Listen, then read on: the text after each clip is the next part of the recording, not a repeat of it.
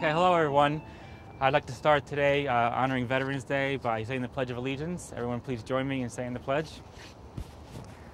I pledge allegiance to the flag of the United States of America and to the republic for which it stands, one nation, under God, indivisible, with liberty and justice for all. Okay, thank you. Welcome everyone. I'm Lawrence Winberry. It's an honor to speak to you today in the shadow of this important monument, the Prison Ship Martyrs Monument, especially on this Veterans Day 2013. My presentation is entitled Lambs of Liberty, Unsung Heroes of the American Revolution, and as you will see, it will be largely about this monument to those unsung heroes. But first, to help you appreciate the meaning of this monument, I will begin by talking about a man with an unusual name, at least for us, of Jabez, a Mr. Jabez Fitch. I would like to describe a typical day from a very trying time for this Connecticut farmer turned soldier, a time when he was held as an American prisoner aboard an old run-down British ship off the shore of Brooklyn at the base of this hill right in front of me. Jabez Fitch awoke to the daily horror to which he had become sadly accustomed, the aches of sleeping on a bare wooden floor, the sight of his fellow prisoners, the stench of human disease and decay. But that was hardly the worst of it. He knew the call would come, the call of a cruel British officer supposedly in charge of his care. "Throw out your dead," would echo up from the waters below. Too often the call was answered, as bodies of his fellow prisoners, the ones who hadn't lasted the night, would be dumped overboard, destined for flimsy, unmarked, shallow graves along the shore. Facing a horror of this magnitude, Mr. Fitch would have been well justified in asking himself, or perhaps a higher power, something to the effect of, how did I wind up like this? Although we can't be certain he ever actually posed this question, it's a good bet that his sentiment ran that way. In any event, it's a question that's well worth answering, for the answer is nothing less than the causes of the American Revolution. Before we consider those causes, let us first define what we mean by the term American Revolution. Now, this may seem obvious, but please consider the following quote from one of our founding fathers, John Adams, who had this to say on the subject. But what do we mean by the American Revolution? Do we mean the American War? The Revolution was effected before the war commenced. The Revolution was in the minds and hearts of the people. In other words, the American Revolution was a philosophical revolt against the previously accepted form of governance, which resulted in, but is not defined by, the famous war that brought it about. Therefore, in order to understand the American Revolution, we need to understand its philosophical origins. 18th century Americans were well schooled in the philosophies of John Locke and others, who seriously questioned the right of monarchs to absolute rule. Thus, when Americans so educated were subject to the very tyranny of which they had learned to be wary, they revolted, preferring non-violent solutions which they pursued for over a decade. This period began in the early 1760s, when Americans who had fought with the British in the French and Indian War, just ended, were shocked to learn that their efforts would be rewarded with new taxes. American colonists saw these taxes and the other impositions as unfair and unsettling to their way of life. In response, major portions of the population protested through boycotts and other methods of resistance. Jabez Fitch, for example, was an early member of the Sons of Liberty, a famous resistance group. This protest movement caused the British government to repeatedly back down, but every tax they repealed was replaced with a new one in an effort to show the Americans who was boss. Finally, after the colonists had had enough, they banded together in the form of the Continental Congress, convened in 1774 to form a united front in protest of the British government. The British replied militarily, leading to the famous events of Lexington and Concord. On April 19, 1775, the Revolutionary War began with the shot heard around the world. That single famous shot quickly led to a series of important events. Militia from all over New England came to organize a siege of Boston and its British occupiers. Among these was a Connecticut regiment, including none other than Mr. Jabez Fitch, who even brought along his 14-year-old son. This siege, soon led by George Washington, proved successful, and on St. Patrick's Day, 1776, the Patriots celebrated the departure of the British Army from their beloved city of Boston. But the British weren't finished, and the Americans knew it. Washington removed most of his troops, Jabez Fitch among them, here to New York, correctly anticipating that the British would attack here next in an effort to isolate New England from the rest of the colonies. And it was while the Continental Army was busy occupying Manhattan and fortifying the western part of Long Island, the part here in Brooklyn, that the troops received the news that the Continental Congress had completely changed the nature of the war. When the Declaration of Independence was read aloud across the East River in Lower Manhattan on July 9, 1776, a crowd of patriots stormed Bowling Green, a local park that still exists, and toppled an enormous statue of King George and his horse. By the way, a small portion of the tail of that horse is on display to this day in New York Historical Society, a museum on the Upper West Side of Manhattan. You can go see the tail. I like it. It's a little piece, but it's proof of what happened. But the celebration was quickly subdued by the appearance of a massive British fleet across New York Bay, making port along the shores of Staten Island. After taunting the Americans for about a month, the British launched their attack on the night of August 26th. Landing unopposed on the shore of Gravesend Bay, on the southern side of Brooklyn, this assault would lead to the very first battle our nation ever fought, the Battle of Long Island, or as it's also known, the Battle of Brooklyn, which both names are accepted by historians. The British engaged in a large-scale diversion, feigning for the American defenders near the shore, around here, while a massive contingent marched around them in a wide flanking maneuver out towards the Brooklyn-Queens line. Then they would come back on the road down here towards Brooklyn and trap the Americans. When this trap was sprung on the morning of August 27th, the Continental Army was caught up in a frantic retreat. Badly beaten, they hunkered down in Brooklyn Heights, just over a few miles this way. After a few days of standoff, they escaped across the East River in a daring overnight retreat. Mr. Washington's army would then engage in a complex, longer retreat up the Hudson Valley, living to fight another day. Strategically, this was the proper move, but it left the British with control of New York City, all of New York City, which they would not surrender until the war ended 7 years later. All that's left behind were thousands of prisoners captured in the battle and subsequent engagements. Among these was Jabez Fitch, who was captured at Brooklyn on August 27th. That night he was incarcerated under miserable conditions, but his fate would soon worsen. Within days, he would share the horrific fate of thousands of his fellow patriots on the infamous prison ships. The prison ships came about because the British were woefully unprepared for the care of POWs. Their solution? A fleet of old ships, unfit for battle, better described as rotting hulks. These they would anchor in Wallabout Bay, just down the hill here, a watery niche just north of here, where the prisoners would be easy to guard and supposedly care for. It is the British ignominious failure in the latter regard that turned this decision from an act of military expediency into one of abject cruelty, and is what would bring Mr. Fitch to experience the horrors I described earlier. Mr. Fitch would survive the prison ships, allowing his invaluable diaries to survive as well, and they have greatly enriched our understanding of these significant events. But of course, Mr. Fitch was one of the lucky ones. Many of his fellow prisoners didn't make it.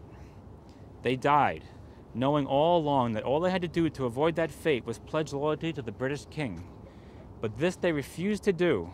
They knew that such acquiescence would serve to undermine the revolution, and they would rather die a horrible death, than let that happen. That's what makes these men heroes. Their steadfastness in the face of personal tragedy was a tremendous contribution to the cause of liberty, American liberty, our liberty. How many of these prison ship martyrs were there? Approximately 11,500, as the plaque on the other side of this monument attests. To help put this number in perspective, it was about half the population of New York City at that time. And it's more than all the casualties of all the battles in the entire Revolutionary War. All the battles, all the casualties added up is less than the number of men who died on these ships. Again, overwhelmed, the British handled the high number of deaths the same way that they handled the unexpectedly high number of POWs. That is, poorly and with high indifference. The bodies of those who succumbed to the wretched conditions on the ships were buried in shallow graves along the shores of Wallabout Bay, which eventually become the site of the famous Brooklyn Navy Yard, which I think was not a coincidence. I think we started building our military ships there as sort of kind of a revenge thing, maybe. Not surprisingly, these graves were not very sturdy. The natural result of this is that many of the graves were undone by the forces of tide and factors of erosion. This led to the gruesome sight of human remains washing ashore in the decades following the war. As these remains were discovered, it wasn't difficult for the residents of late 18th century Brooklyn, who had personally experienced the war and were quite aware of the prison ships, to determine their origin. Concerned citizens resolved to find a proper way to inter the remains and honor the martyrs. They decided to build a monument above a crypt within which the martyrs' remains would be respectfully buried. This was completed in 1808, but the ravages of nature took their toll on this original monument. As it decayed, other events, seemingly unrelated, were laying the groundwork for its replacement. In the early 1800s, a family moved into Brooklyn from Huntington, Long Island. A member of this family would go on to become one of America's most famous poets, Walt Whitman. Mr. Whitman would also become one of Brooklyn's most influential residents, and thus he was successful in having Brooklyn's first park built in the area near his residence, which is a short walk from here. That park was this park, and it would eventually become known as Fort Greene Park, in honor of Nathaniel Greene, one of Washington's most trusted officers. And Fort Greene Park would become the home of the new and permanent monument to the prison ship martyrs.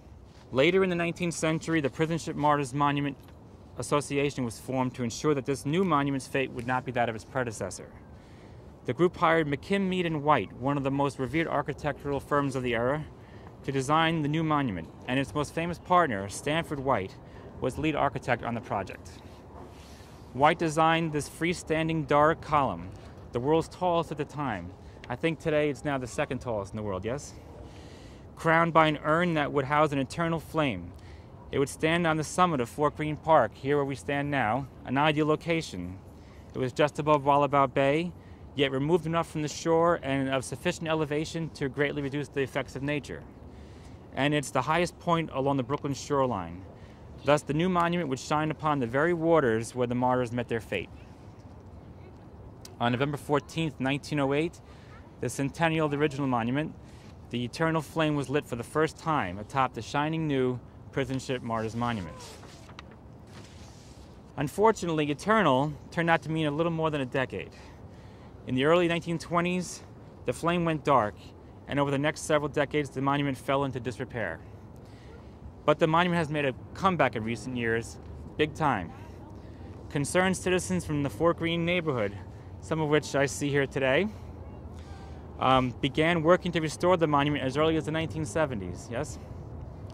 To bring the park back, they formed the Fort Greene Park Conservancy, which later formed a committee to plan the monument's centennial celebration. And their efforts proved fruitful. The monument was completely refurbished.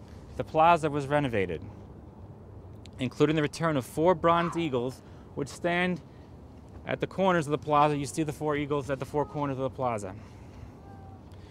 Stand guard over the monument from each corner. The surrounding landscaping was improved and the eternal flame was repaired.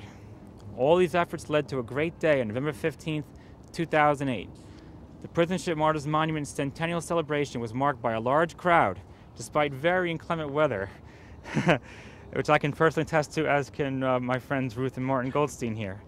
Fun and games for attending children and families, solemn ceremonies remembering the men for whom the monument was built, and the big moment, just after sundown, when the eternal flame was brought alight for the first time in about 3/4 of a century. And now, what of the future? Well, the relighting of the eternal flame was a sign of things to come, for the future of the monument is indeed bright. The Conservancy is committed to maintaining and further improving the monument, its plaza, and the park. Another local group called the Society of Old Brooklynites, better known as the SOBs, continues its annual tradition of holding a solemn wreath-laying ceremony every August in honor of the martyrs. And the Conservancy holds an array of other annual events, from spring sprucing to Halloween festivals, which draw people to the park and help them to appreciate it, which is important, for after all, the park is the monument's home. I believe the future of the monument is the future of our country. If Americans don't learn of its significance, they will miss out on chapters of our history that help define this nation. Therefore, the effort to inform our countrymen about it is one of invaluable importance. Those of you who are interested could play a role in this effort. You could volunteer for the park's annual events, which I can tell you from personal experience are a lot of fun. You could join the SOBs, the fine group I just mentioned, who annually honors the martyrs, and I believe the annual fee is $10. Or perhaps you could join me in attempting to gain for the monument the official recognition that it clearly deserves. Anyone interested should feel free to contact me, and I will put you in touch with the right people. One of the more encouraging aspects of my involvement with the monument has been all the fine people I get to meet. I'd be glad to arrange introductions. This presentation has covered a wide variety of subjects, including the American Revolution in general, the Battle of Brooklyn in particular, and the relevance of history to us and our posterity. And while all those topics are important to be sure, it has been my primary goal today to give you some appreciation of the men honored by the prison ship Martyrs Monument. The men who died aboard the infamous prison ships are aptly called prison ship martyrs. However, as with all labels, we should be careful not to think of that label as the essence of who they were. These men were farmers, like Jabez Fitch, professionals, tradesmen, whites, blacks, other races, New Englanders, Southerners, men from the Middle Atlantic states, men from other countries. In other words, they were just men. Men who took up the cause of liberty. Men who met the unkind fate of capture and imprisonment while fighting for that cause. And most importantly, men who would and did sacrifice themselves for that cause, of which we are all beneficiaries. These men were all martyrs, yes, and they all died on prison ships, yes. But prison ship martyrs isn't what they were, it's just what we call them. What they were is patriots, American patriots of the highest order. That's why we should remember them and revere them. That's why we should take good care of the monument that stands in their honor. That's why I spoke here today, and what I hope I've inspired you to do. Thank you.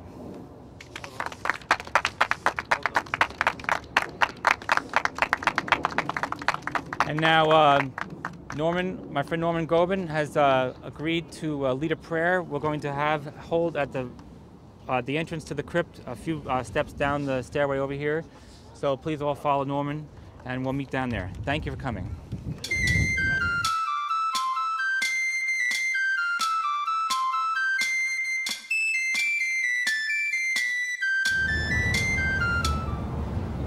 We're gathered here today, November 11th, 2013, to honor our dead, as usual. Unfortunately, we've lost a lot of patriots in the past. Here today, we're here at the crypt for the martyrs of the Revolutionary War. I'd like to share with all of my friends here of the day a little prayer and a moment of silence for these individuals who gave their life originally for us to have our life as beautiful as it is today. So if we all can bow our heads and maybe hold hands and thank the Lord for His forgiveness. You're here. Thank you.